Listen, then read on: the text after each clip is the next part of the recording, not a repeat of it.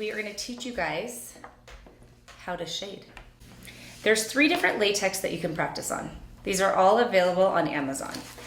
I personally, the one that we like to microblade with, this latex, I don't love to practice shading with it, and I'll show you why. It absorbs way too quickly, okay?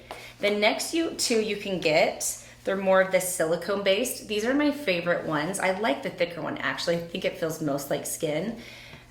These are my favorite ones to practice shading on. I don't like to microblade on them, but I like to practice shading on them.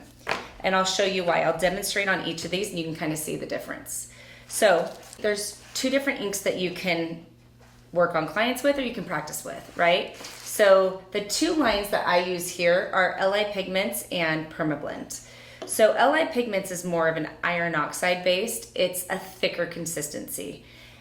Permablend is waterier. It goes in really quick, but it also gets really messy on your latex. I'll show you how to clean it, but I prefer to practice with my LI Pigments because it's not quite as messy.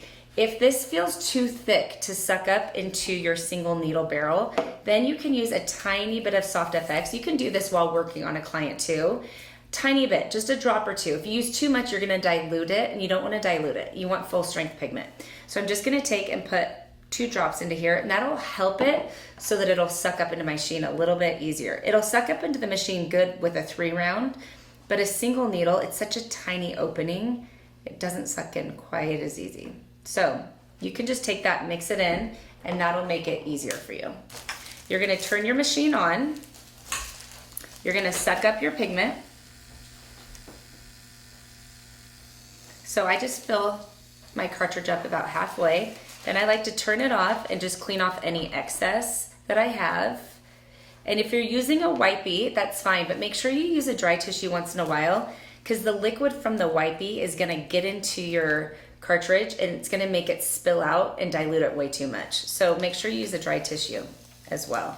I'm gonna quickly demonstrate before I go slow motion into showing you how to actually shade. I'm gonna demonstrate the different latex and why I like which one. So I always start my motion in the air. I'm gonna start whipping here. So this one just sucks up ink really quickly. It's a little misleading because it doesn't suck up that easily on a client. It'd be awesome if on a client we got that much color in on the first pass, but you usually don't. This one sucks up ink quickly as well, but it's a little bit more accurate to how skin feels. Start my motion in the air.